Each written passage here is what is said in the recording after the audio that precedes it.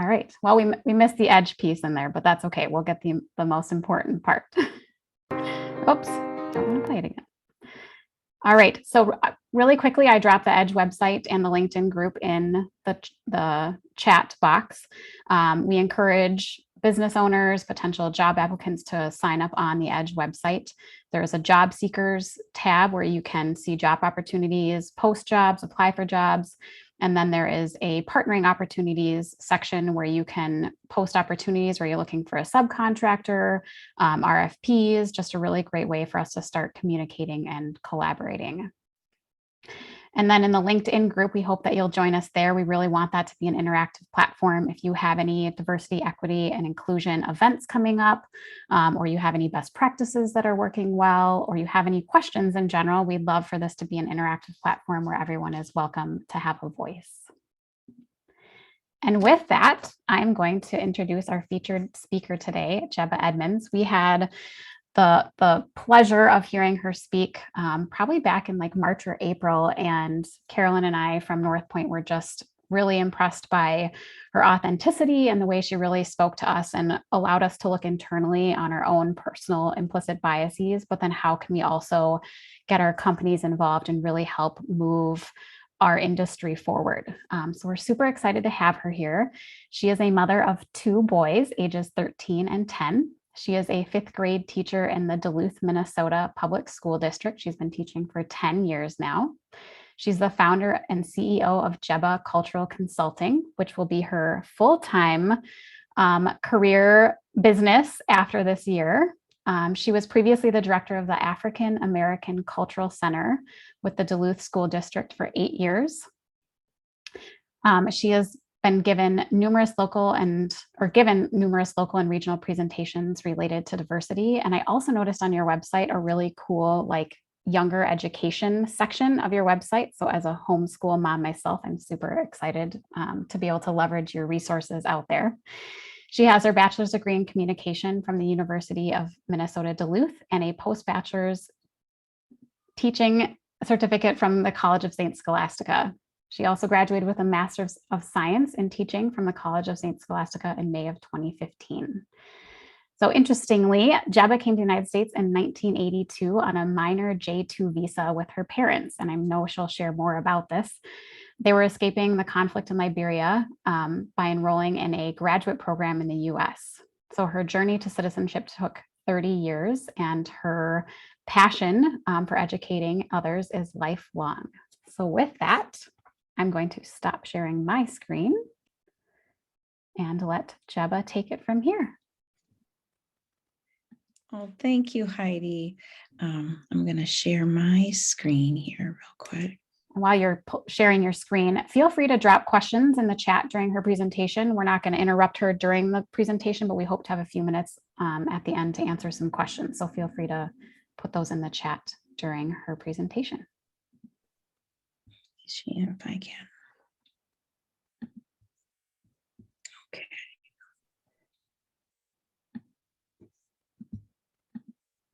And let me know if you can see my screen. Yep, you're good. Wonderful.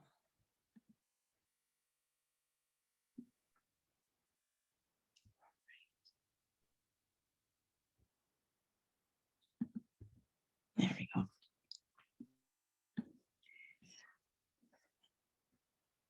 All right. So, hello, everyone. I am Jebeh Edmonds. I'm just so happy to be here. I am a proud Liberian American woman, and I came with my parents at the age of 2. There was a very, very devastating coup d'etat, overthrowing of our government shortly before I was born in 1980. And my parents left all that they knew and started fresh in the United States. So I came here as a toddler, grew up all over the place. My parents went to the Ohio State. My mom loves to brag about that for graduate school. They're both educators, and we found our way to Minneapolis, Minnesota, where my father worked for the state of Minnesota in finance as a chief budget officer, and my mom was a first grade teacher. So growing up in Minnesota, you know, a lot of people would ask us Liberian and African American immigrants in the diaspora, why Minnesota? And a lot of us would just say, well, we didn't come here for the snow. We came for the opportunity. And so for today's talk, Rethinking Diversity and Inclusion in the Workplace, I'm going to give you all some wonderful strategies and reflective tools that you can use in order to start your cultural competency journey.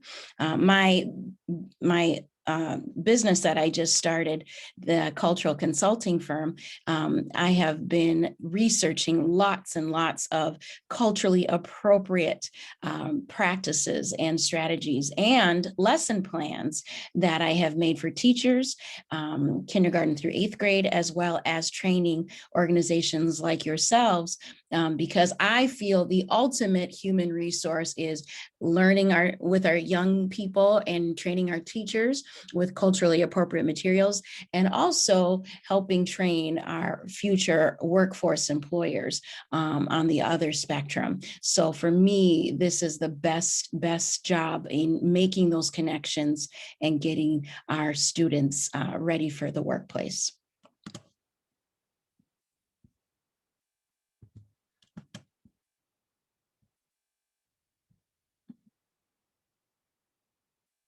So we're going to learn today the importance of first impressions.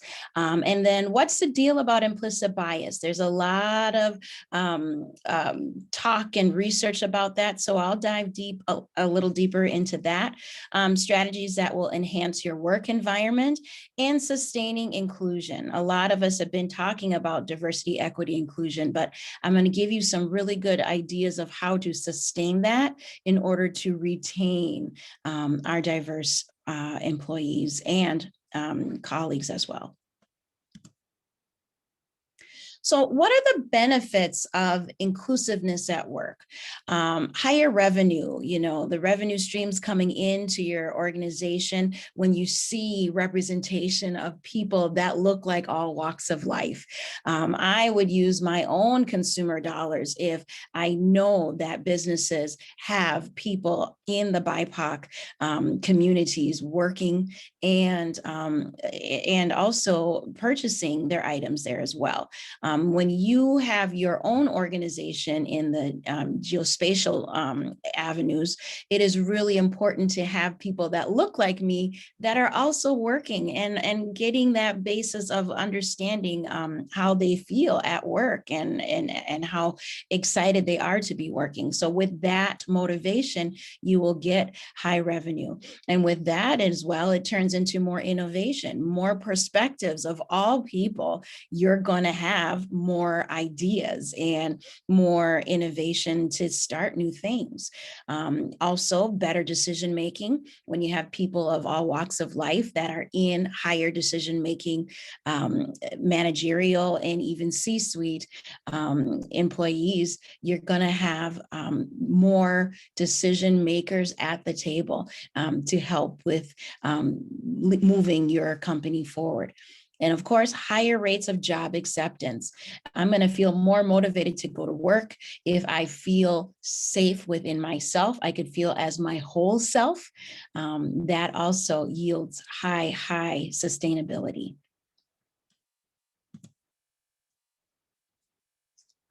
So first impressions in recruitment. I know everybody is so excited to get more diverse people into their offices. And I always say this first impression is kind of like dating.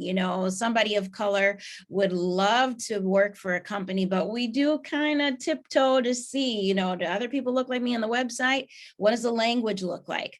A story that when I just graduated from undergrad at UMD in 2002, I was a communications major. I wanted to be the next Oprah, right? I had my Liberian name, Jebeh, the brand, right?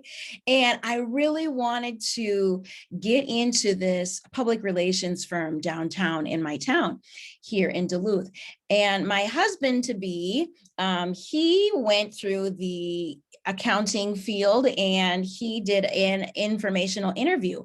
And he told me, he said, Jeb, why don't you go in as an informational interview, give them a call like I did, and just have them see your resume, give you some tips and strategies, and also learn more about that public relations space. So I did. I went to the Limited, got my gray pinstripe suit and my little resume, and I called, made an appointment, and I got there to this office, and I'm waiting for like 45 minutes. And I made an appointment, and I'm waiting. And the owner of the business, he came out and he saw me, and he went back to his desk, and he had his feet up, and he called me in to his office, and he looked at my resume and he said, what's a Jebeh? And I said, oh, that's my name, sir, Jebeh Metzger. That was my maiden name. And he said, well, let me just tell you the truth. And, me bright-eyed and bushy-tailed, like, yes, give me some knowledge, give me some tips. I'm a new, fresh graduate. And he said, you're not going to make it up here. Why don't you go back to Minneapolis where you came from so you could be with other people that look like you? Oh, my Liberian self just was trying to stay calm.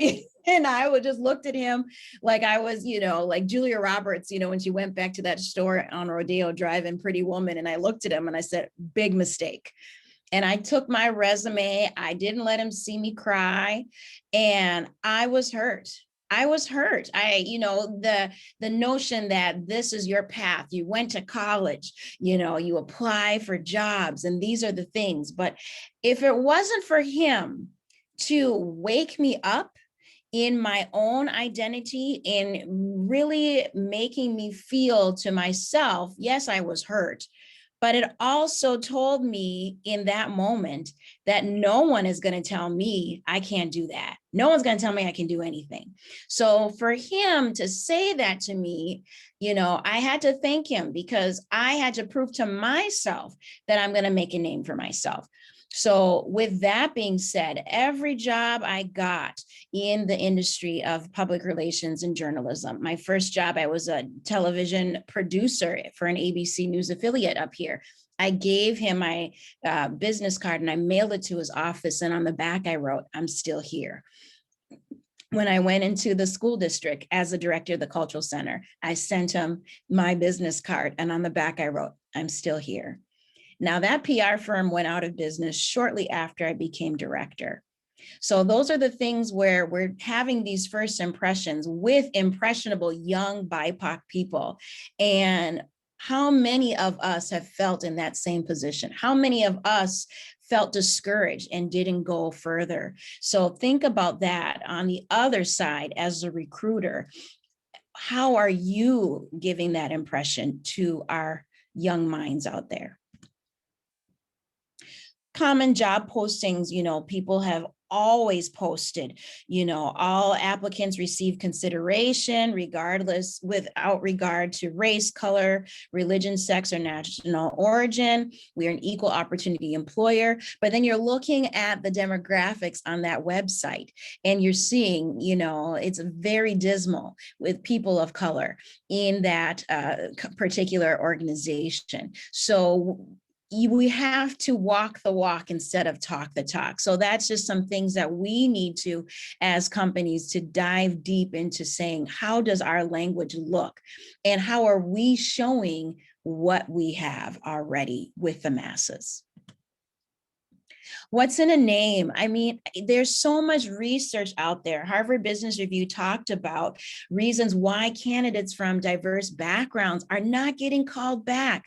My grandfather, paternal grandfather, had a very Germanic name, Ernest Metzger.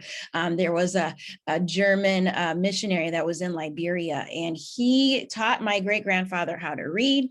And so my grandfather got this last name Metzger. We used to be brave warrior. Our original name was Daguse from our Vi tribe. And so my grandfather felt that, okay, my children and the children after will have to have marketable names to be hired. And he wanted his children to go to America to have these, marketable Anglo-Saxon names. So my father, Emmett Metzger, was a PhD in economics. And he sounded like me because Liberia, our main language is English. And so when he would go to these job interviews, and they would look at him 30 years ago and still say, are you really Emmett Metzger? Who, your face doesn't match the name on the resume. And so my father took it upon himself to name myself and my younger sisters all ethnic Liberian names from our tribe, because he wanted us girls to know when you do go back to Liberia, or no matter where you go in the world, people will know what tribe you belong to. So it was like a litmus test, like, okay, it didn't really work out with me so much. It was much harder for me as a Black Liberian man with a Germanic name to get hired and to get a career in the United States. Let's try it with my daughters. So for him, he thought, okay, maybe with our ethnic name might push us to be, oh, that's it, that's exotic. What kind of name is that? And to start that dialogue. But little did he know that it didn't help either. So there's a lot of research out there. Like I said, the Harvard Business Review has a great one where that candidates that identify to certain names that employers are familiar with sounding names that work with their particular group are more likely to get called back. People with more diverse names are most likely to be pushed aside and not even considered to be called. So there's all kinds of suggestions with blind interviews or even cutting off the top name of the resume just to hinder those unconscious biases that we all have and to actually look at the performances that those candidates have.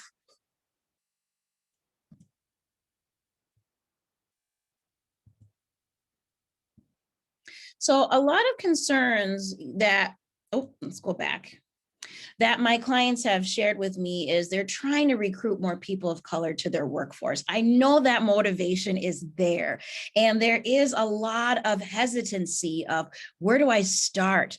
And then those that have BIPOC staff, how do they retain them with as little turnover as possible?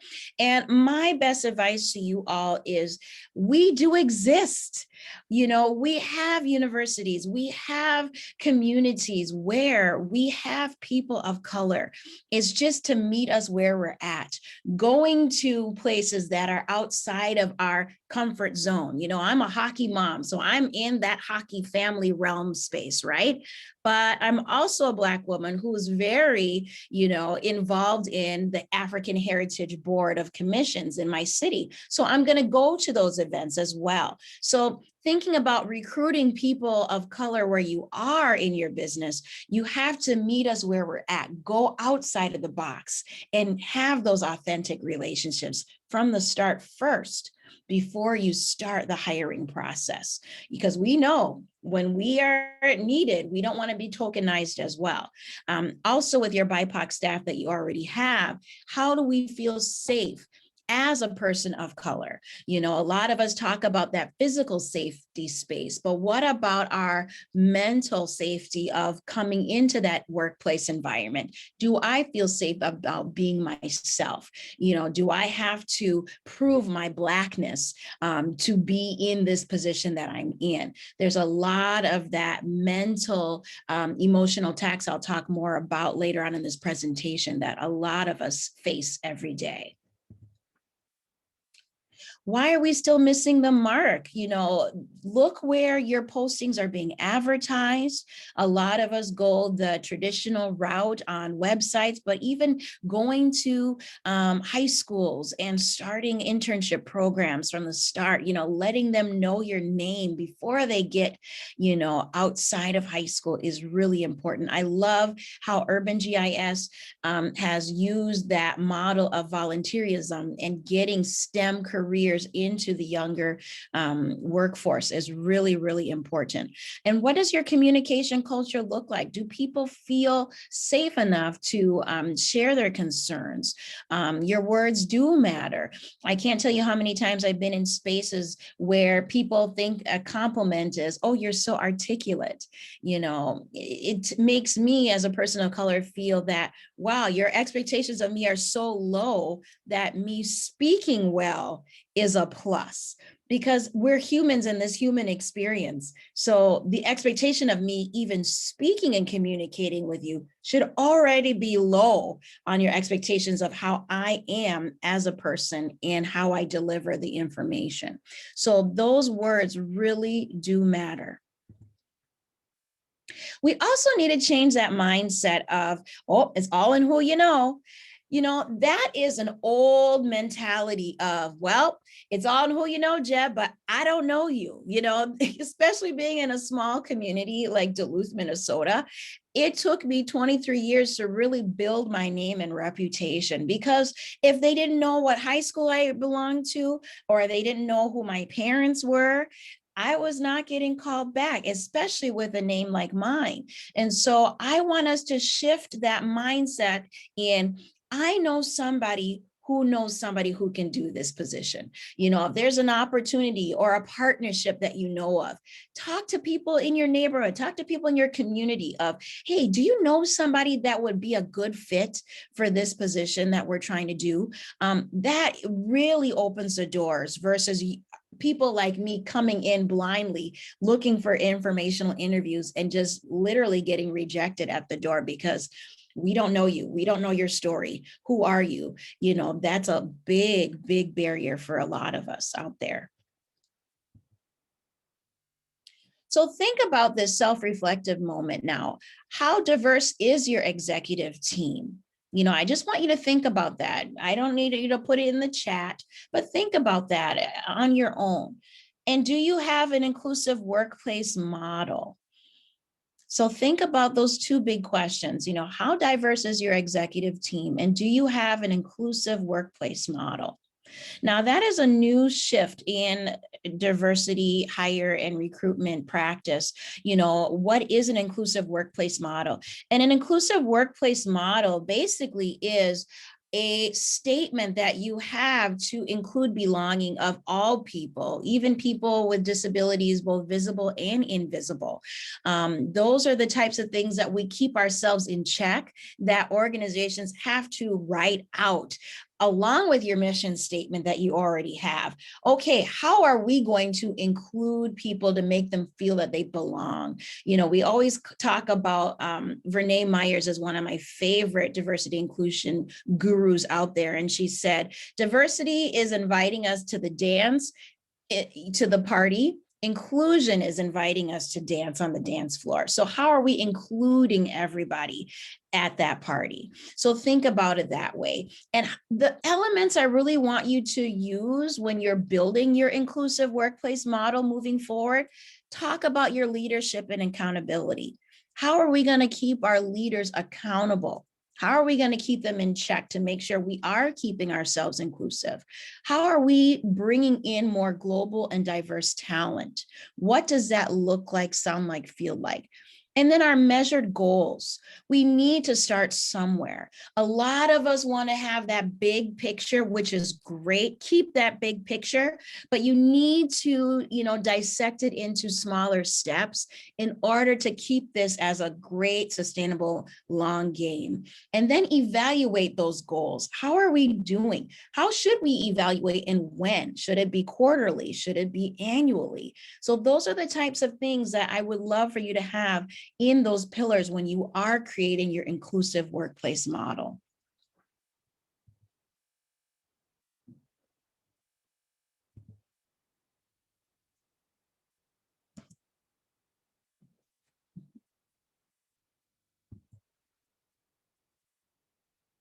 Here we go. So also the buzzword as well. What's a DEI statement? Diversity, equity, and inclusion. This should also be kind of a branch of your inclusive workplace model as well. You know, a lot of companies are doing that, but what I really want you to take away with this team is when you are building this diversity, equity, and inclusion statement, your workplace model, keep it on the forefront when you are working together as a team. Have that be a part of your language. That's the way you can feel like this is second nature versus we did our statement, Jeb, we did our inclusive workplace model. Now we're just going to put it on a shelf and then maybe revisit it next year, or wait till something happens where you have to go back and dig up your statement to see, you know, if something negative happened, how do we, you know, combat this ahead of time. You know, we had to be proactive versus reactive. And I've seen a lot of companies and organizations go on the reactive side because, oh, we have this already constructed, but are you putting that into practice? That is something that is very important. So section 2, microaggressions and implicit biases in the workplace. A lot of people think that, oh, it's only one group of people, but we all have our own implicit biases. And those are file folders that we have in our subconscious where we had messages just fed to us since we were young children. It was influences by our parents and other grownups around us. It was influences of stuff we saw on TV and in the news media, and we filed that away. And when we do encounter people that don't look like us, we tend to naturally pull out that file and go, okay, what category does this person fit in? And that can also hinder us in making more authentic connections because of the files that we already have in the back of our head going, oh, I don't know. Yep, I encountered somebody that is from this particular group. Oh, I don't know. And that's where the stereotypes come in. That's where the microaggressions, those insulting statements come out, where you think you're giving a compliment, but you're not. You're actually insulting or causing harm. So those are the things that is implicit bias. I've had this so many times where when I meet a new family in the classroom and they see me and they go, oh, we have the Black teacher. Oh, that's okay. I had 75% people I grew up where were Black in my neighborhood. Excuse me, what does that have to do with me teaching your child in first grade? You know, so those types of things where people feel like they have a pass when they see someone that looks like me or a different person of color that, oh, well, I had a significant other that was from this group too, so we're good, you know, but then they still give you that microaggression right after. So those are the things where you really need to kind of check that and not share that out, because honestly, if you're trying to build relationships, you got to meet us who we are as the individual and not as a group. And, you know, even clumping us as a group as well also causes a lot of harm. I always say this, it's time to start seeing us as our person of color. A lot of people feel like, oh, you know, Jeb, I don't see color.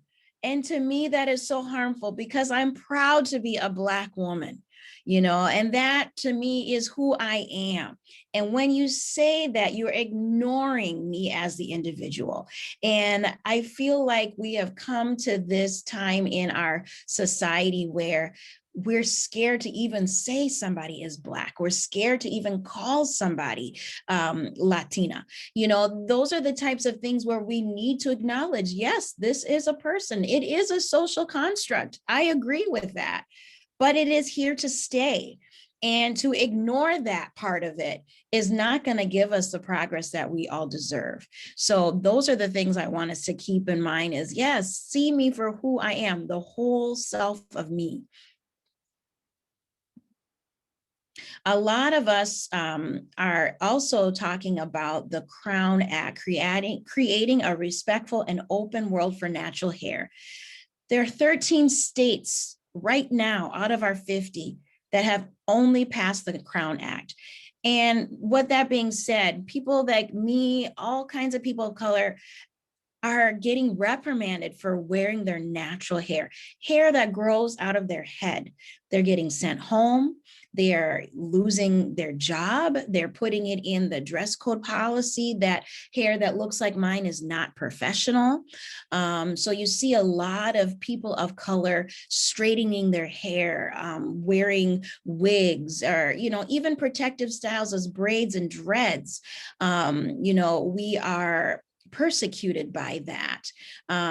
Even in this day and age, 2021, I'm walking into my classroom, even in the COVID era, I'm doing Jackie Chan moves because even my own colleagues want to touch my hair, So to me, it's like, I'm not fetishized. It's who I am. It's my hairstyle. But yet again, I can still be reprimanded and lose my job if my supervisor deems that my hair is unfit for the workforce. So those are things that we are still, as people of color, are trying to have that inclusivity even to our natural hair. We always say, in our African American community, our hair is our crowning glory. And I always tell my colleagues, crowns are to be seen and not touched. So even working as a grown woman today, I'm still having to remind my colleagues, and that is also a microaggression. Well, why can't I touch your hair, Jeb? Why can't I touch your hair? You would look at me like I was cray-cray if I went in to touch your hair. So what gives you that permission that you could touch mine? Just because my hair is different doesn't mean I'm giving you permission to touch my hair. So things like that is what a lot of us people of color have to deal with on a daily basis before even thinking about what they have to do to perform at work. So big piece of advice is check and correct your own implicit biases. There's a lot of tools out there that is free that you could do your own self-discovery. Get comfortable with being uncomfortable. These conversations are meant to be uncomfortable. Just imagine what it's like for me to walk into my classroom. I have to put my 3 degrees that I earned on my desk because so many teachers that come in that I encounter, so many parents that I come in and encounter, and my children go there, would ask me, how did you get this job? And I just point to my desk. I didn't expect you to be the teacher. Well, you will be expecting me to be the teacher. I'm here. This is what I do. And that parent that said that, her child was in my social studies class. So we need to start getting comfortable with having these uncomfortable conversations. That mother that looked at me and said, I didn't expect you to be the teacher. I looked at her and I said, I didn't expect you to volunteer. And she was taken aback, and I looked at her like, yes. And what? Yeah. I'm here. I exist, so we need to start having these conversations in order to move forward. I have to have you take this implicit bias test. It is free. It is from the Harvard Educational Review. I will, of course, share this with Heidi, but it is a free implicit bias test.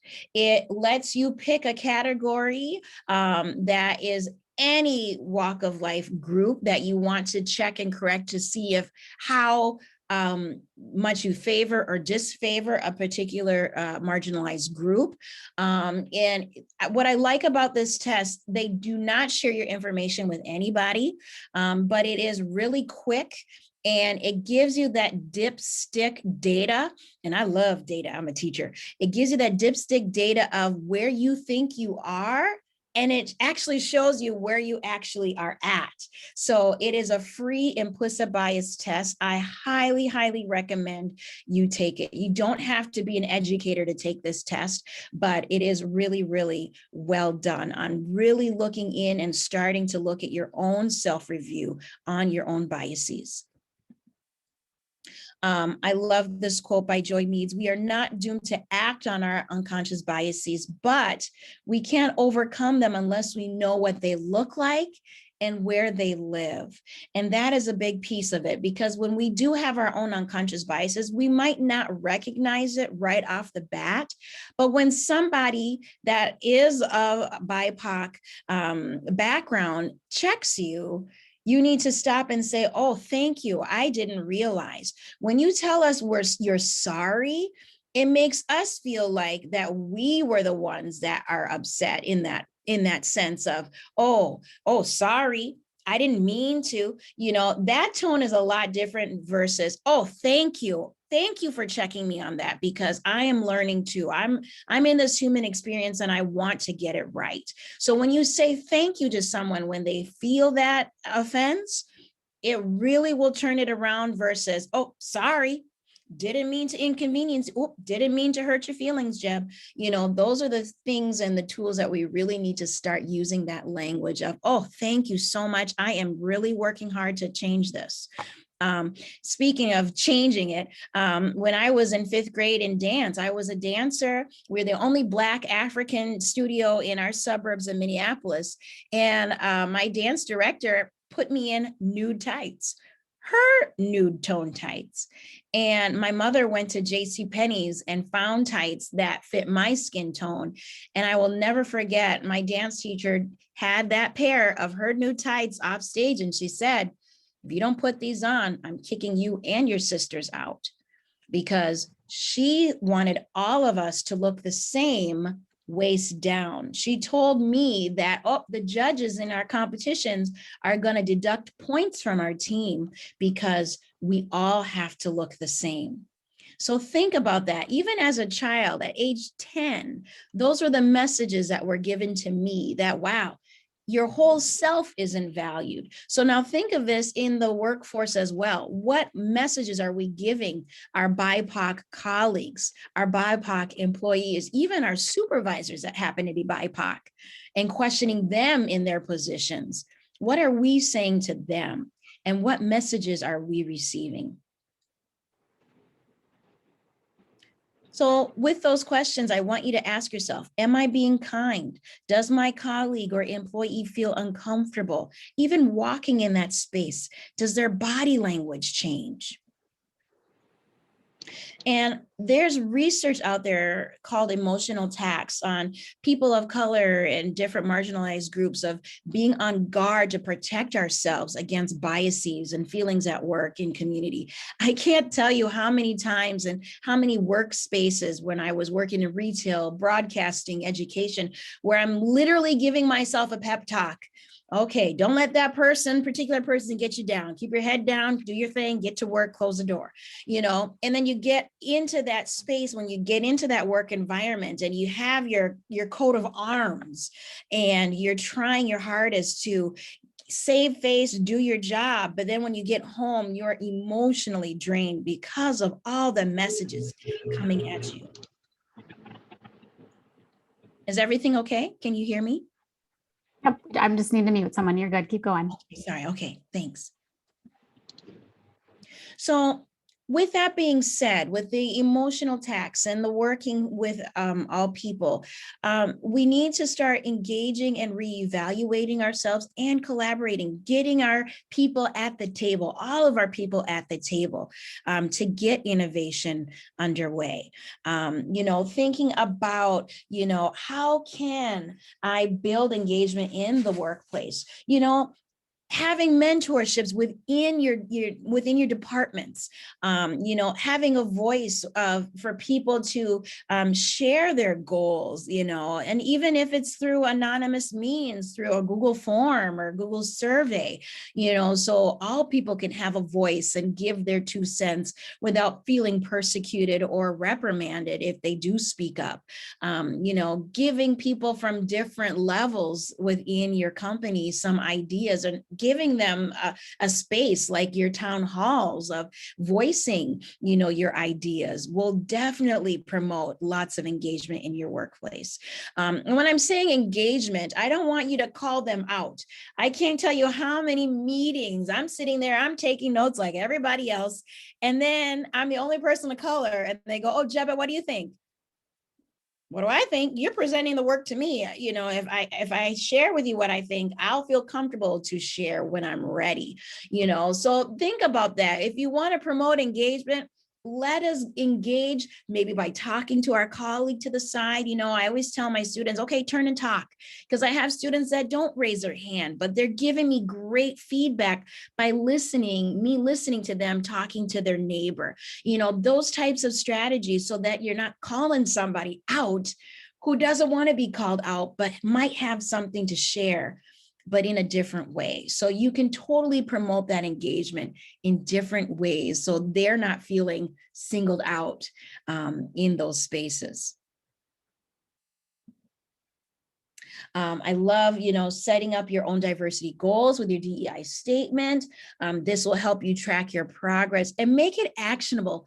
If you go big, it will really fall flat, because some of us feel like if we go big or go home, you'll end up going home because, hurry has no blessings. If you want to sustain and keep your BIPOC and recruit more BIPOC staff, you really need to have smaller, smart, actionable goals, and then track your progress, because that way you can tweak along the way versus, oh, we have to get this done by this date.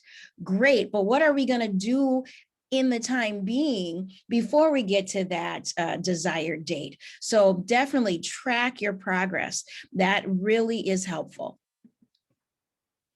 So, like I always say, think about that with yourselves. How can we walk the walk instead of talk the talk? Audit your own website, see what you all are doing with that.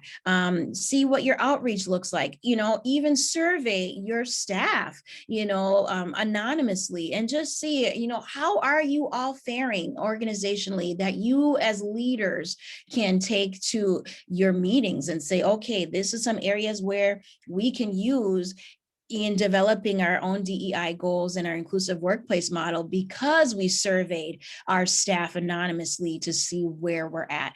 Because like I said, you can only get authentic answers if we feel comfortable enough knowing it's not going to come back to us. Because like I said, in spaces where people like me are the only ones, we're afraid that if we lose that position, they're going to see, the people at the top might say, oh, we tried and look what happened. So we're not going to open the door for somebody else that looks like Jebeh. So those are the things that make us have that emotional tax again, saying, oh, if I speak up, if I say something, what's going to happen to me and my livelihood? So there is still that inherent fear a lot of us still have, because we've come this far. And if we stick our neck out, what's going to happen to us? So think about that organizationally. How can we walk the walk instead of talking the talk?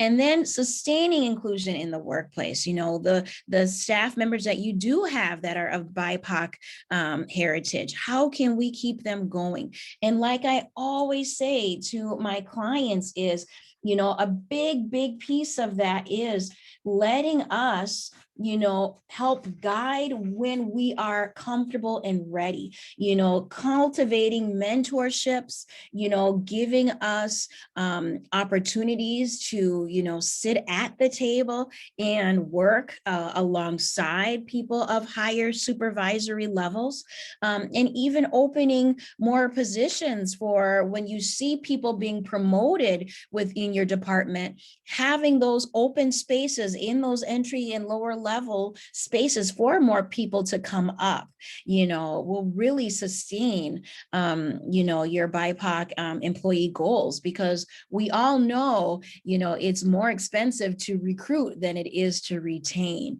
So keeping that strategy up and giving those opportunities, it might seem few and far between, but keep that going, even if you feel like it's a little action, or, emailing that person and saying, wow, your presentation was great, or I loved how you partnered, in this department with this new client that we have. Little notes and messages of encouragement will help cultivate that sustainability. Because if I'm feeling that my supervisor is motivating me in a more actionable, authentic way, oh, you know, I'm going to give 110% more of what I can offer. So those are the things we can do, asking questions, but in a more inclusive way, asking as a whole, not calling somebody's name out, but asking the whole group that question is really, really important as well. How are our core values aligned with our office environment? That's something you also need to take with you. Look at your core values and see, is this harmful? Is this inclusive? Do my employees feel and colleagues feel that they can be a part of this process? Or do they feel that they aren't, that they don't have a voice? So think about your core values and how it correlates. I do love your work-life balance environment. So now take it up a notch and see how can you include that with the belonging piece as well. Even eliminating biases in the evaluation process. A lot of us, when we have our peer reviews, think about who is the peer in those review boards. You know, have they had situations with people of BIPOC that were not as civil? You know, are they the ones doing evaluation processes, and why are people not moving up? So think about that. You know, when you are doing your evaluation process, how does that language look when you are reviewing and doing your peer reviews, when you're coming up for a promotion? Think about that. I love this quote by the public policy program with the Harvard Kennedy School, where managers must learn to de-bias their own practices and procedures. You know, think about that. What does your evaluation look like when you're out in the field? How are you being perceived when you are, you know, evaluating your employees? So think about those types of things when you're moving forward. And then, of course, hire independent focus groups to evaluate your overall methods in climate culture. You know, people like me in the cultural consulting space, even doing a peer review within that's anonymous. But what I would love for you all to step further is when you're doing these focus groups, compensate them for their time. A lot of us people of color, when we get asked to do these focus groups, it's like, oh, great, thanks. We just want to pick your brain. But then when you're doing another focus group with a majority group, they're getting stipends, they're getting, you know, some sort of incentive. But for us, you just want to know our 2 cents. So think about that when you are hiring independently, that make sure you are compensating it all across the board. It should be the same, you know, because we should be valued for our time and our expertise, and not just, oh, we just want to get a little bit of advice, but there's no compensation there. So that is also very important, because a lot of people in the BIPOC communities, when we get asked to do this, we get tired too, because it's like, great, I'm just going to give them my 2 cents, but am I going to be compensated for my time? Do I need to take time off of my workday? You know, so those are the types of things where you're feeling as the organizer, like, oh, we can't get very many because they don't want to. Well, ask them, why don't you? And a lot of them will say, I'm not getting paid for my time. I'm not getting an incentive. So why should I give you my expertise, my perspective, if I'm not getting compensated? So those are the things that you need to keep that in mind if you are going to do these actionable steps. And then, of course, keep your open door policy open. We also need to feel heard and validated without our colleagues watching. You know, it's like that slow motion video where you see in the movies where somebody's walking and all eyes are on them. You know, I would love to, you know, have that policy there, but make sure that if that person that is coming to you is of color, make sure there's another person that looks like them in that room space to help advocate for them. You know, it's really, really affirming to have that advocate with them there in those spaces. Like I said before, we do have that gut feeling and that emotional tax of, if I say something, you know, I might get reprimanded. So to have that advocate really is a really good help. When I had a student in my classroom who was writing, the N word, first grader, all over my desk in permanent marker, I went up the chain of command, told my principal was like, oh, he's had trauma. And I'm sitting here looking at that 6-year-old, looking at him like, you can't spell feet, but you can spell that word correctly, and I even had to document, and, I went to my union president and I had a meeting with my principal, but my union president was there. I had my, another person who was of color in my district that helped advocate for me. And going through that process, was very hard. And, speaking my piece and saying, if we could just transfer this child to another first grade classroom, because I was the only Black teacher in the building and in that grade. And if I was feeling harassed, I needed that child to be out of the classroom. And the principal, of course, said no. And that child was in my class the rest of the year.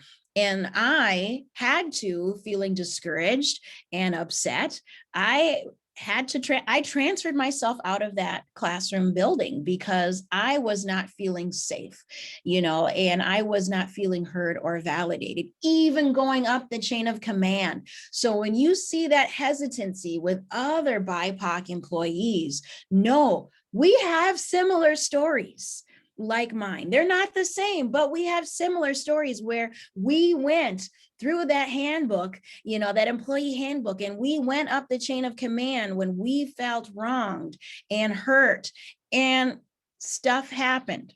So that's something I want you all to keep in mind. So when we feel hurt and we need that validation, yeah, you can keep your open door policy open, but make sure you're listening when that door is open, because so many of us have had that open door and then just said, oh, another day, keep it going, so keep that in mind as well. We all have that, open door, wanting that, idyllic, come to me if you have any issues. But when we come to issues, it's in one ear, out the other, which is also very discouraging for us to even say anything. So think about this. How can we put our best practices forward? That's homework for y'all when we leave this training. How can we do this? How can we get the strategies that I've shared with you all, and how can we make that practice moving forward? That is something you need to do as an individual and as an organization, of how we can make these authentic connections stick. So our key takeaways I really want you to remember is building an inclusive workplace model. It will start that foundation of attracting and retaining more BIPOC employees and clients and partners. You need to start and make that foundation right there first and foremost. And think about it. We all have our own biases. We just need to learn how to recognize it and act accordingly. I always say check and correct. I got to check that. I have a female mail carrier who comes and delivers my mail every day. Why do I have that bias that it has to be a white male? I got to check and correct, and say hi, but not overtly say something and step in it. I have to check that. So we all have our own biases. We need to keep that in mind and, pause before we say something that could be harmful. So keeping a pulse on your own company with reevaluation, collaboration, and sustainability will continue to yield low turnover rates and higher engagement with all of your employees. So I really want you to keep that in mind. So I'm here for any questions. Do you have any questions for me in the chat? I will unshare my screen. All right. Thank you so much, Jebeh. That was great. Yeah, definitely some excellent advice there. And we do have a question, and you kind of touched on this a little bit, but someone looking for suggestions as someone who has existing BIPOC colleagues, but they themselves, it sounds like, are not in a hiring or management role. So what are some suggestions that they can do? Oh, definitely. I would definitely start with just building those authentic relationships with your BIPOC colleagues first. You know, a lot of us have our guard up, especially, you know, in this era right now, you know, tensions are high. And so if you want to have that authentic friendship with me at work, come to me as your friend, not to come to me as, oh, you know, I'm an ally, Jeb. It's like, great. But do you know who I really am? You know, like we have to start there. You know, that little change will really make, you know, better sustainability at work for sure. Mm-hmm. Excellent. And I had a question. You know, you talked about having that diversity and inclusion model for your company and putting it out there, having it on your website. Do you have some great resources or examples of companies that have done a really good job with their models that you might be willing to share? Definitely. Google has a great one. Netflix, they are at the forefront of that. I love how they just put it out there. They have their number of employees that are of BIPOC and LGBTQ plus origin. They have it all out there. And I love how that company in particular says, we're not where we're at ideally, but here's where we are. And I really think that companies that put their numbers out there feel really embarrassed, like, oh, our numbers are so small, I'm not sure. It's like, just give us a number, give us something. You know, we all got to start somewhere. So for me, even if you feel right now, that's your goal, to get to those higher numbers, but show us that you even have numbers of people, of representation right off the bat. Mm-hmm. Great. Well, we are at the end of the hour. I want to be respectful of everyone's time. I don't see any other questions right now, but I'm assuming, Jebeh, if anyone has any follow-up questions, that you're okay with people reaching out to you. Okay. Yes, they can email me at jebeh01@gmail.com. And Heidi, please push that out. That would be great. Thank you. Yeah. We also dropped your website in there as well. And then Heidi has added in her email as well as mine and Keith's emails into the chat. So definitely anyone attending, feel free to reach out to us if you have any other thoughts or questions. And then Heidi also dropped in the EDGE diversity survey. So if folks would be willing to take a minute and just complete that, it's very short, but it helps us a lot just to get a feel for where everyone's at.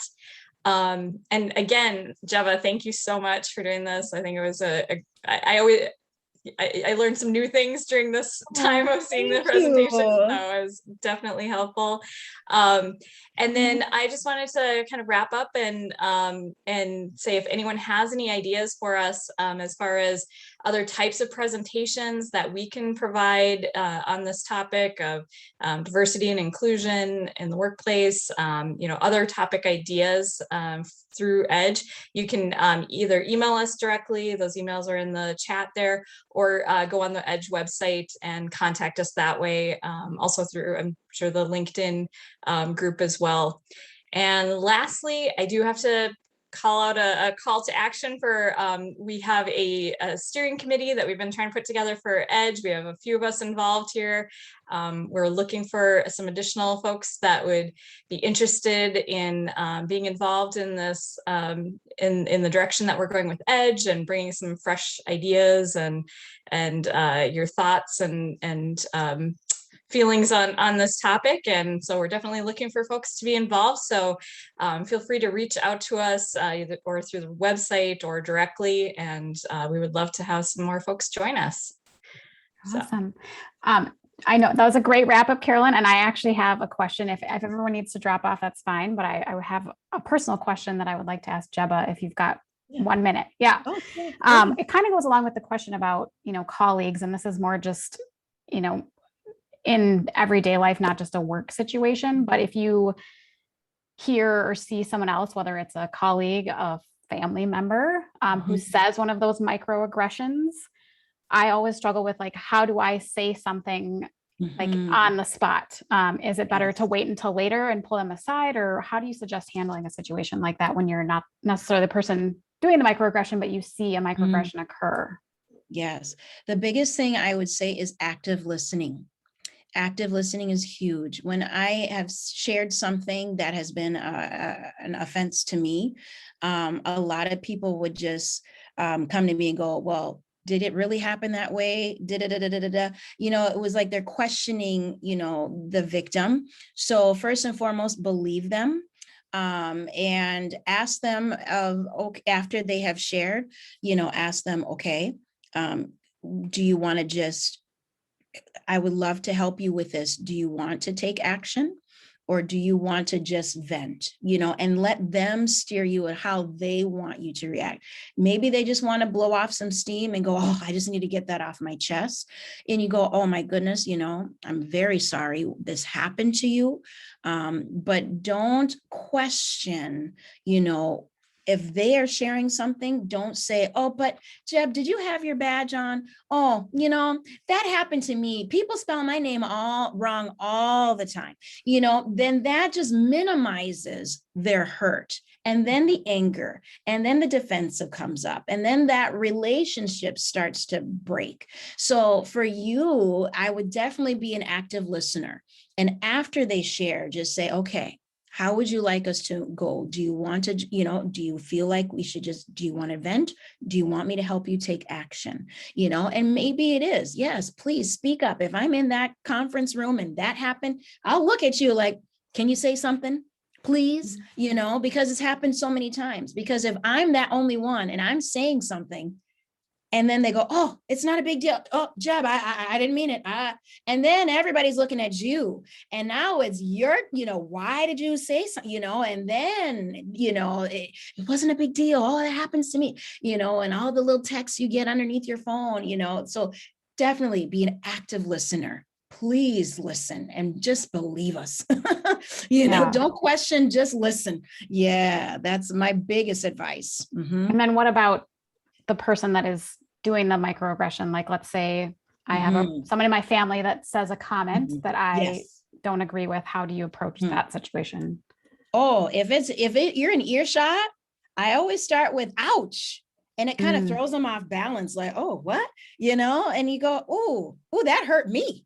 You know, and if you want to confront them, you know, we have to start getting them uncomfortable, you know, and putting them aside or saying that you need to call them out, because that person that had that towards them needs somebody to say something and make them feel it. You know, to me, you know, trust me, I'm married to a white American, biracial couple.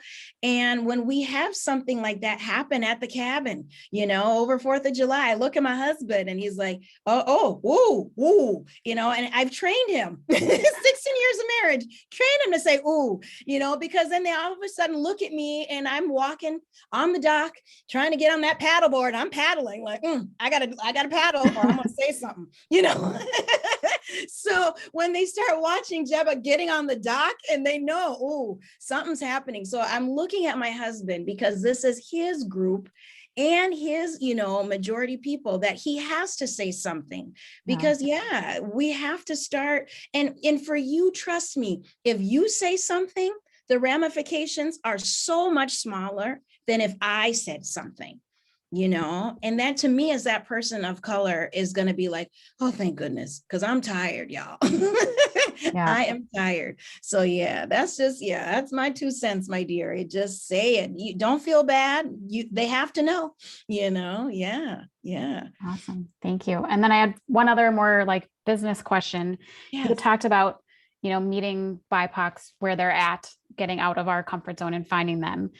Do you have any resources? So one of the things we want to do for EDGE and in the geospatial community is connect with those universities that have really strong BIPOC, you know, engineering and computer science programs. Is there a place to figure out across the nation what those universities are?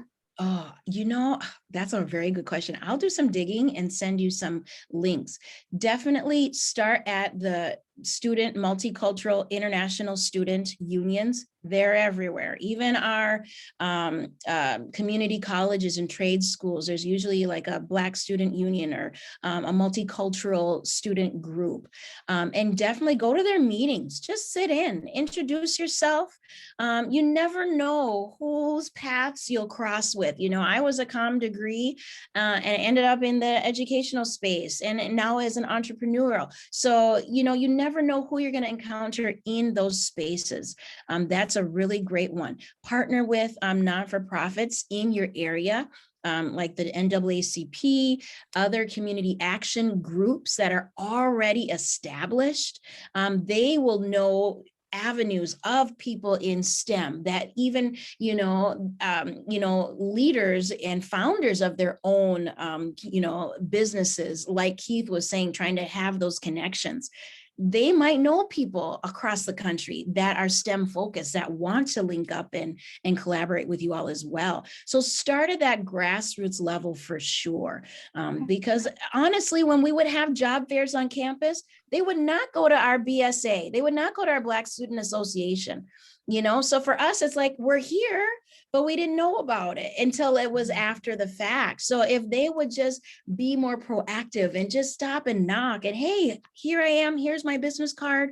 You know, we're looking, because honestly, when we are done with college, we leave. And that's the students you want to retain, because there's no opportunity. There's no, oh, I got that internship. Well, how did you get it? Well, they came to my business department, you know, so those are the things where you got to meet them where they're at. Yeah, for sure. Great. Thank you so much. Well, I appreciate everyone sticking around for an extra few so minutes. I'll be sure to send out this recording as well. And definitely feel free to reach out to Jebeh with any questions if you want her to take a look at your organization and provide some feedback, you know, from a leadership or an internal perspective. She'd be happy to help. So, yes, I will. All right. Thank you all so much. Thank you so much, everyone. Have a great day.